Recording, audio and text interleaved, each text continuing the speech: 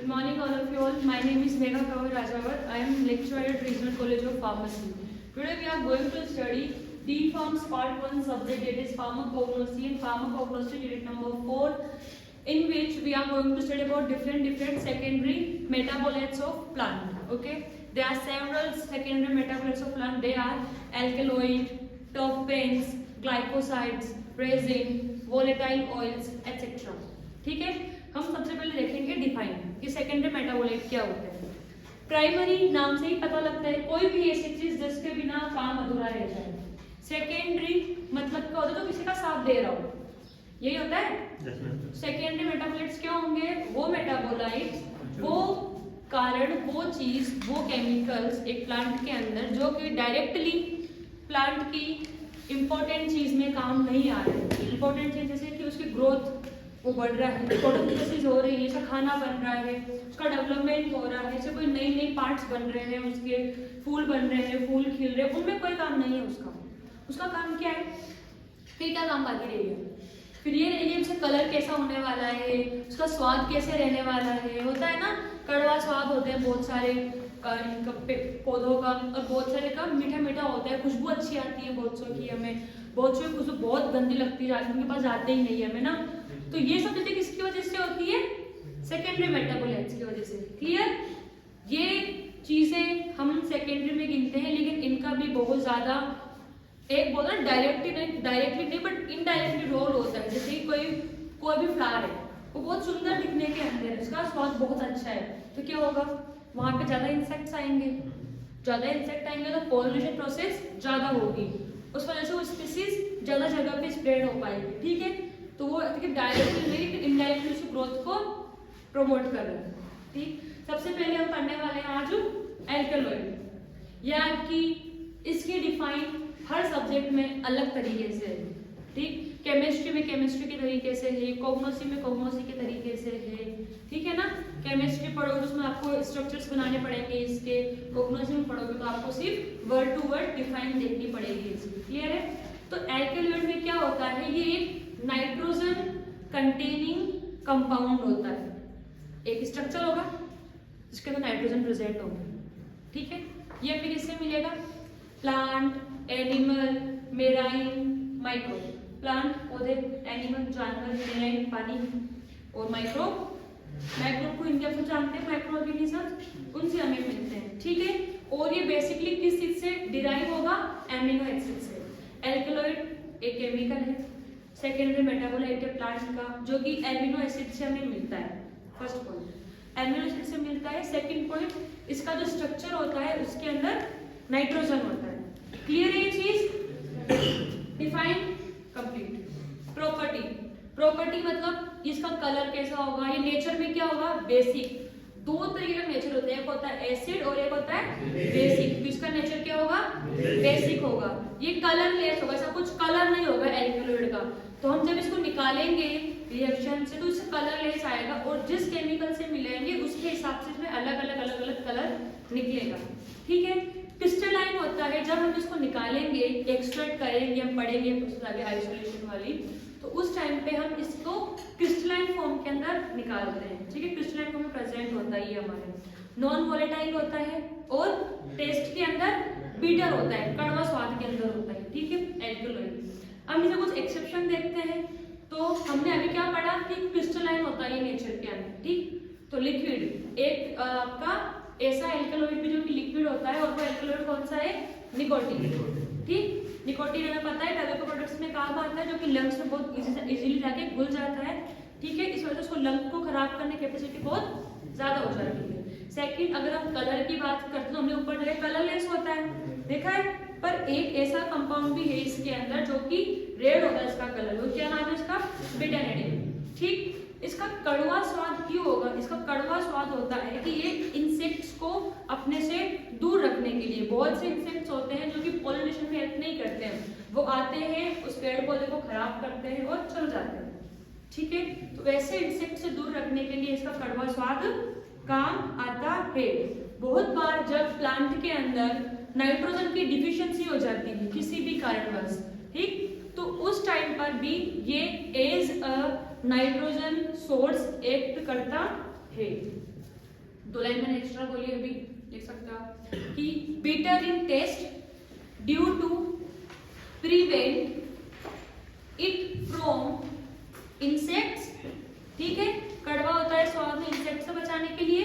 या फिर दूसरा कोमा लगा के या फिर नंबर 2 लिख के, it is source of nitrogen, it is source of nitrogen in several SEVERAL ना, in several nitrogen deficiency, it is source of nitrogen in several nitrogen deficiency, ठीक है। मेन सोर्स नहीं है ये एक तरीके से कि नाइट्रोजन की कमी होगी तो इससे मिलना शुरू हो जाएगा, नहीं। कभी कोई मासों बरसों में कहीं से कुछ हो ही नहीं रहा, उसका कुछ भी सोर्स काम नहीं आ रहे तो लास्ट में जाके ये सोर्स काम में आएगा, इस तरीके से होता है। अब देखते हैं अपन इसका क्लासिफिकेशन। हमने 3 देखे, true alkaloid, proto alkaloid and pseudo alkaloid. 3 देखे थे हमने, true, proto and pseudo. True मतलब क्या होता है? सच, सही। तो एल्कलॉइड की डिफाइन हमने क्या देखी है? 2 चीजें देखी थी हमने, एक तो एमिनो एसिड से डिराइव होगा और दूसरा हेटेरोसाइक्लिक कंपाउंड में नाइट्रोजन होगा। तो ट्रू में क्या होगा? दोनों चीजें होगी, यानी कि एमिनो एसिड से भी डिराइव होगा और उसके हेटेरोसाइक्लिक कंपाउंड में नाइट्रोजन भी होगा।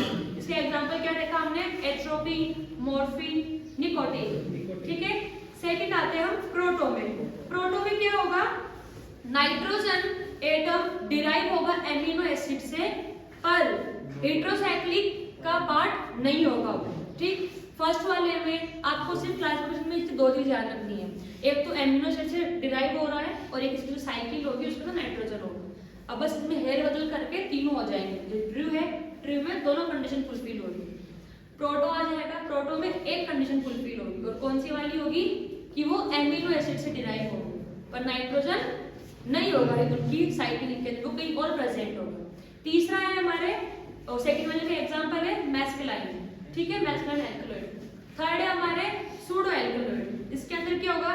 जो बेसिक कार्बन स्केलेटन होगा ना, वो एमिनो एसिड से डिराइव नहीं होगा और उसके अंदर आपके नाइट्रोजन प्रेजेंट होगा, ठीक। इसको किस तरीके से याद करोगे?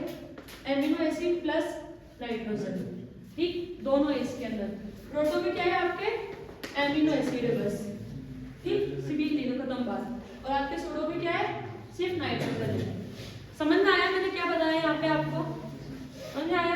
तो इस तरीके से बेसिक आप इसको याद कर सकते हो, इतना बड़ा याद नहीं करके। ये आपके हिंट हो जाएगा रिवीजन के टाइम पे। और मैं आपको बोला था कि आप लोग इस तरह से नोट्स बनाते हुए चला करो साथ में, बोला था ना आप लोगों को। ये कुछ भी डिफाइन लिखते हो तो उसकी अब उसको जितना हो सके उतना शॉर्ट में लिखा करो। तो कितना ज्यादा शॉर्ट हो गया ना एक तरीके से ये। ट्रू में आपके एमिनो एसिड डिराइव होगा और नाइट्रोजन हेटेरोसाइकिल में प्रेजेंट होगा। प्रोटो में आपके एमिनो एसिड से डिराइव होगा पर नाइट्रोजन उसकी साइकिल में प्रेजेंट नहीं होगा। और तीसरा है आपका सूडो। सूडो के अंदर आपके नाइट्रोजन प्रेजेंट होगा कार्बन स्केलेटन के अंदर, पर वो एमिनो एसिड से डिराइव नहीं होगा।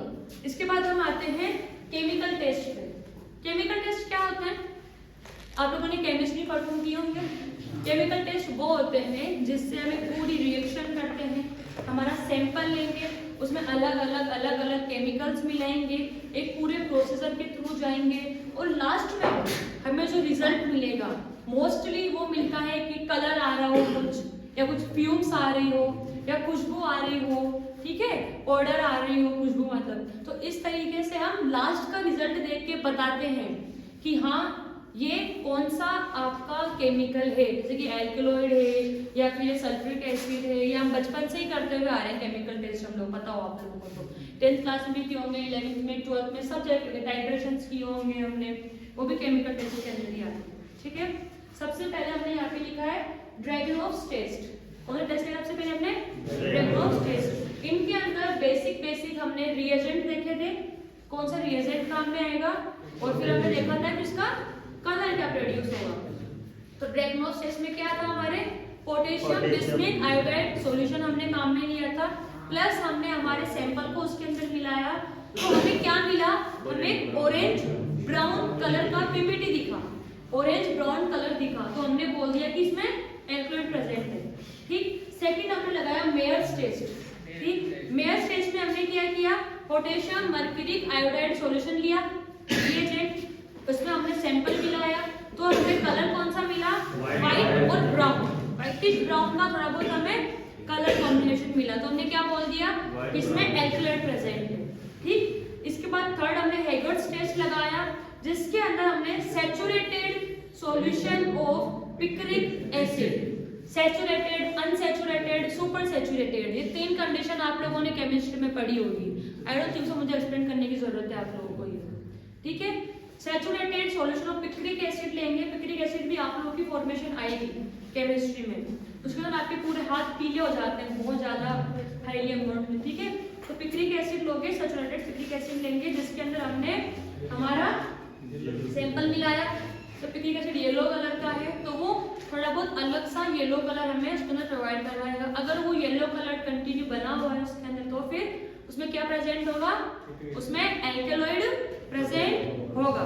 ठीक, फिर हमने लगाया वेगनर्स टेस्ट। वेगनर्स टेस्ट में क्या किया, वेगनर्स टेस्ट इसमें क्या किया हमने, iodide, iodine, potassium iodide solution, ये अपने रिएजेंट काम में, ये सब आपको याद करनी पड़ेगी चीजें, फिर कुछ समझने वाला नहीं है। ठीक है, ये लिया तो हमें रेडिश ब्राउन कलर मिला, तो हमने बोल दिया एल्कलॉइड। जितने भी केमिकल टेस्ट आएंगे ना, वो आप लोगों को याद करने पड़ेंगे, और हमने जो प्रीवियस क्वेश्चन देखे हैं और आप देखेंगे तो आप देखोगे कि इसमें डायरेक्ट नाम उठा के पूछ लेंगे, बिल राइट ब्रेगनोस टेस्ट। ठीक है, तो पहले आप लोग एक्सप्लेन करने पड़ेगा एल्कलॉइड क्या होते हैं। ठीक, ओडी टेस्ट एल्कलॉइड के लिए काम में आता है। फिर नॉर्मल यूगस पाउडर सैंपल सॉल्यूशन लेंगे हम, उसके अंदर हम ये सॉल्यूशन मिलाएंगे, हमारे रिएजेंट मिलाएंगे, कुछ देर हम उसको नोटिस करेंगे, ऑब्जर्व करेंगे, उसके बाद हम देखेंगे कि उसके अंदर ये वाला कलर आने लग गया, ये वाला कलर आया तो हमने फिर हमारी फार्माकोपियास रेफर करी, जिसके अंदर मेंशन था कि अगर ये वाला कलर आ रहा है तो फिर इसके अंदर प्रेजेंस ऑफ एल्कलॉइड है। इस तरीके से आप इसको 5 नंबर 10 नंबर में लिख के आ सकते हो। क्लियर है, और सिंपल अगर 2 नंबर में कोई पूछ रहा है आपसे राइट ब्रेगनोस टेस्ट, तो खत्म, नॉर्मल रिजल्ट कौन सा यूज में आ रहा है, ऑब्जर्वेशन क्या आएगी और क्या प्रेजेंट है, खत्म बात। क्लियर है चीज। इसके बाद हमने नेक्स्ट लिखा है यहाँ पे विटालिस मोल्डिंग टेस्ट। ठीक, ये हमारे एल्कलॉइड के लिए होता है और मेनली एट्रोपिन के लिए होता है। एल्कलॉइड होता है ना एट्रोपिन, एट्रोपिन एल्कलॉइड के लिए हमारे विटालिस मोल्डिंग टेस्ट होता है। ठीक, इसके अंदर क्या करेंगे हम, एल्कलॉइड लेंगे, लिख लो अपना, एल्कलॉइड लेंगे प्लस ड्रॉप ऑफ H2SO4 मिलाएंगे, alkaloid plus drop of H2SO4 मिलाएंगे हम इसके अंदर। उसके बाद में उसको इवोपरेट होने देंगे, बिल्कुल। इवोपरेट मतलब क्या होता है, हिंदी नहीं पूछा मैंने,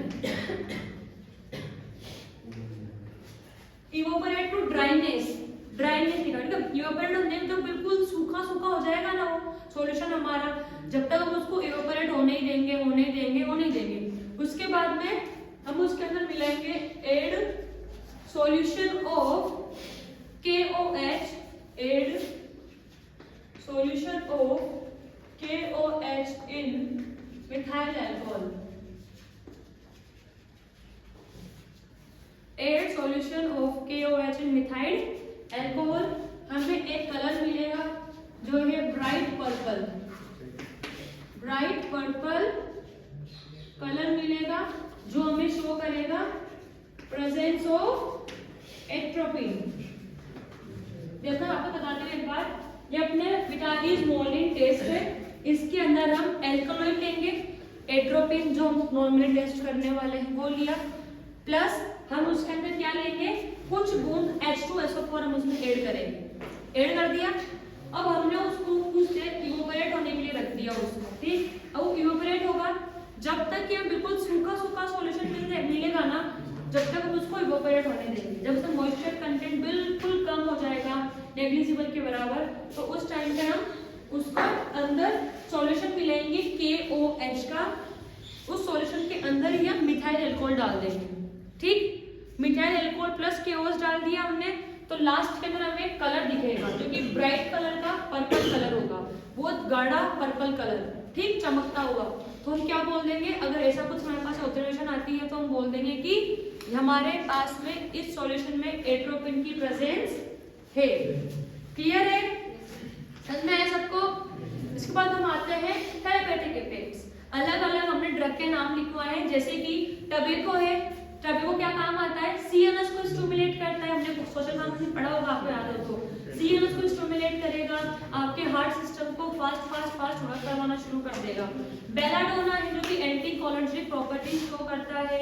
आपके कोका लीव्स है जो कि लोकल एनेस्थेशिया होती है। एनेस्थेशिया दो तरीके का होता है, लोकल एनेस्थेशिया और जनरल एनेस्थेशिया। ठीक, जनरल क्या होता है, तो पूरे शरीर को आपके सुन करता है, ठीक है, पूरा शरीर आपको उसके अंदर लूज ऑफ सेंसेशन हो जाता है उसके अंदर। और लोकल क्या होता है, किसी पर्टिकुलर एरिया के अंदर हम उसको अप्लाई करते हैं। अप्लाई तो एक पर्टिकुलर एरिया में होगा और उसका इफेक्ट भी एक एरिया में ही रहेगा। फॉर एग्जांपल किसी के हाथ का सर्जरी हो रहा है तो सिर्फ उसके हाथ में ही एनेस्थेशिया लगाते हैं, होता है ऐसा, होता है ना। तो जो वो उस एनेस्थेशिया को हम क्या बोलते हैं, लोकल एनेस्थेशिया। आपके फार्माकोलॉजी के अंदर काफी अच्छे से एक ब्रॉड टर्म आती है इसकी। ठीक, जब हम बी फार्म करते हैं, एम फार्म करते हैं, तो पूरा का पूरा एक बहुत बड़ा टॉपिक आता है इसका। एक यूनिट आती है ना, सेकेंडरी मेटाबोलाइट, इस तरह से पूरा चैप्टर आता है एनेस्थेशिया का। ठीक, वहाँ पे बताते हैं, बट मैंने सिर्फ आपको 2 लाइन में कंप्लीट कर दिया क्योंकि आपके लिए अभी इतना ही जानना सफिशिएंट है। हम इसमें ज्यादा गहरे में चल जाएंगे तो फिर हमारा कोर्स कंप्लीट नहीं होगा। ठीक, कभी एक्स्ट्रा क्लास मिलेगी तो उसके बारे में बताएंगे अच्छे से अपन, एनेस्थेशिया कैसे होता है, कैसे काम करता है। और आप लोगों को बात पता नहीं होगी, ठीक है, पर एक फन फैक्ट है, ये फन फैक्ट आता है ना, आज तक कोई भी साइंटिस्ट ये पता नहीं लगा पाया कि एनेस्थेशिया वर्क किस तरीके से करता है। ठीक है, अगर पता लगा पाते हैं, मतलब होता है ना प्रॉपर उसका मैपिंग किस तरीके से वर्क हो रहा है, जैसे पैरासिटामोल का पता है हमें कि रिसेप्टर के पास जा रहा है, वो आ रहा है, ये कर रहा है, वो कर रहा है, पर जो एनेस्थेशिया का प्रॉपर मैपिंग है ना वो नहीं बन पाया। इस वजह से ही हमने ब्रेनल एनेस्थेशिया अभी तक डिस्कवर नहीं किया है बिल्कुल भी। क्लियर है? हाँ, जनरल एनेस्थेशिया शरीर किसी भी हिस्से में जाना पड़ता है, पूरा शरीर को कर देता है। हाँ, क्योंकि हम जब दवाई देते हैं ना, ये वो सेम क्वेश्चन नहीं है जब मैं स्टार्टिंग में बताया था आप लोगों को कि जैसे कि हम जब फार्मेसी नहीं पढ़ने लगे थे तो मैं ऐसे पूछता था ना कि हम दवाई तो मुंह से ले रहे हो, पैर में कैसे एक्शन शो कर रही है, ये वही वाली बात है। क्योंकि जो वहीं के रिसेप्टर एक्टिव हो रहे हैं तो वहीं पे जाके वो बाइंड होएगी। ठीक है, वहाँ जाके बाइंड होएगी तो फिर रिसेप्टर एक्टिव होना बंद हो जाएंगे, दर्द होना कम हो जाएगा। इस तरीके से एनेस्थेशिया का काम करता है। ठीक है, थेरेपेटिक इफेक्ट्स हो गए। अकरेंस मतलब किस किस प्लांट के अंदर वो हमें मिलता है, किस किस फैमिली के अंदर हमें मिलते हैं। ठीक है, तो बैक्टीरिया के अंदर मिलता है, फंगई के अंदर हमें मिलता है। हमने अगर आप लोगों ने किंगडम पढ़ा होगा, इसका प्लांट्स का इनका डिस्क्रिप्शन आता है ना, इसमें 12th क्लास में आया था, फाइटास वगैरह, इंसेक्टोसाइड ये सब पढ़े थे ना। इंसेक्ट्स के अलग आए थे, एनिमल्स का अलग आया था, प्लांट्स का अलग आया था, तो उसमें कुछ क्लासेस आई थी। वो अपनी कॉग्नोसी में अगली वाली यूनिट के अंदर और इस वाली यूनिट में कुछ जगह काम आने वाली। ठीक है, तो डाइकोट्स के अंदर बहुत ज्यादा होता है, डाइकोट्स और मोनोकोट। मूंगफली होती है दो तरीके से खुलती है, तो वो तो डाइकोट है वो। ठीक है, ये सब आपकी बेसिक चीजें हैं जो आप लोगों ने पढ़ी होगी एक्चुअली, डाइकोट मोनोकोट क्या होता है। ठीक है, लोअर प्लांट्स क्या होते हैं, हायर प्लांट्स क्या होते हैं। ठीक है ना, इसके अलावा फैमिलीज जिनमें रिच होता है एल्कलॉइड, जिनमें बहुत सारा एल्कलॉइड पाया जाता है, वो है रूबिएसीज, सोलिनेसीज। ठीक है, डिस्ट्रीब्यूशन हम देखते हैं कि प्लांट के किस किस पार्ट के अंदर हमें मिलता है। ये तो धतूरा हो जाएगा, उसके सारे पार्ट में मिलेगा, उसका स्टीम, लीव्स, फ्लावर, रूट सब पार्ट में मिलने वाला है। उसके बाद है सिंकोना। सिंकोना के जो बार हम यूज में रहते हैं उसके अंदर हमें एल्कलॉइड अच्छी अमाउंट के अंदर मिलता है। नट्स भूमिका की सीड के अंदर मिलता है, ब्लैक पेपर के फ्रूट के अंदर मिलता है।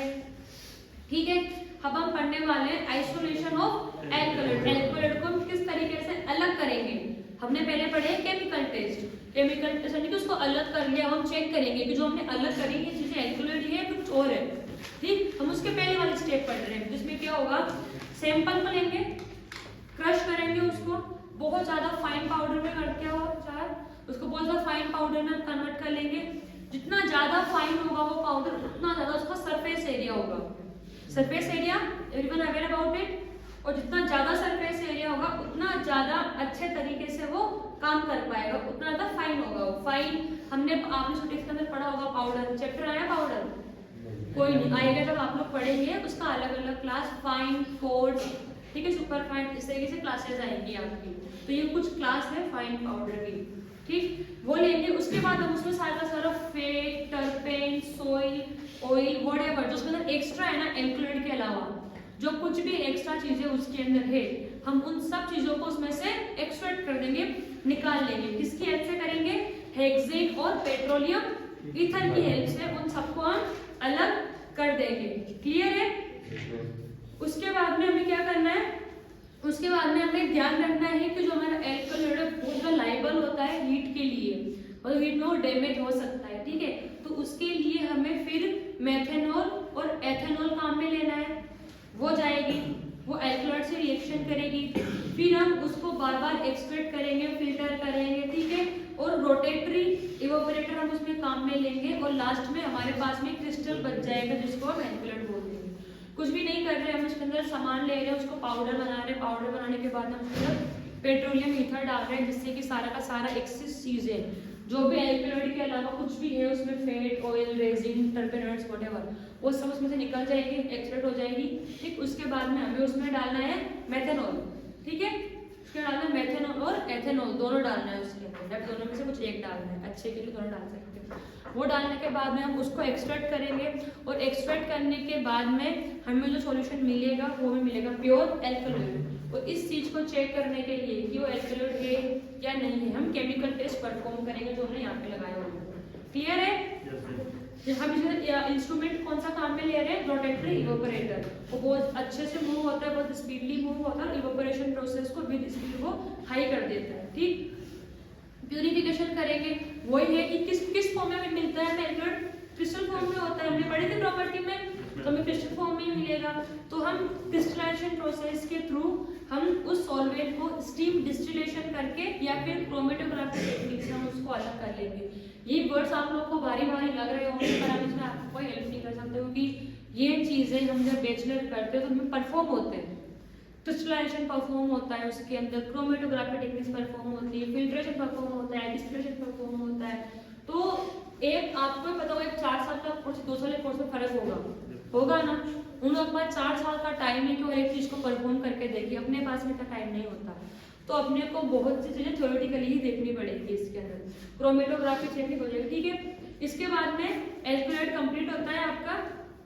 सिर्फ यही था एल्कलॉइड में, डिफाइन देखी हमने, प्रॉपर्टी देखी, क्लासिफिकेशन देखा, केमिकल टेस्ट देखे कौन कौन से लगेंगे, और ये भी विटालिक मॉर्निंग टेस्ट दिखा दिया।